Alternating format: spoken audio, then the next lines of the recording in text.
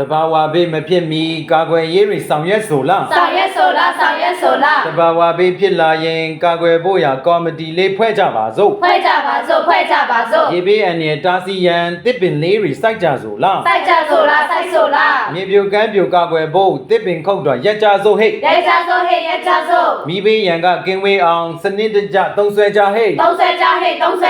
ဘေးအန္တရာယ်ဖြစ်လာရင်ဘယ်လိုလုံလဲပြောကြပါအောင်ပြောကြပါအောင်ဘေးအန္တရာယ်ဖြစ်လာရင်သတင်းစကားများနားဆွင့်ပါအောင်နားဆွင့်ပါအောင်အနေရှိတာသိရရင်ကြိုတင်ရှောင်ရှားဘေးကင်းရာသွားဘေးကင်းရာသွားဘေးလွတ်ရာကိုရောက်ဖို့ရာမြန်တုတ်တုတ်ရွှေ့ပြောင်းဆိုလားဘာဝဘေးတွေပြီးဆုံးသွားပြန်လည်ထူထောင်ရေးအလေးထားဆောင်ရွက်ဆိုလားဆောင်ရွက်ဆိုလားလိုအပ်ဘေးတွေထွက်လို့လားညီညာကူကြဝိုင်းကြလိုအပ်ရာတွေစူးစီးကူပျော်ရှင်သောဘဝပိုင်ဆိုင်ကြဟဲ့ဖြစ်လာရင်လည်းမကြောက်ပါနဲ့စိတ်ငြိမ်နဲ့ဖြည့်ရှင်းမယ်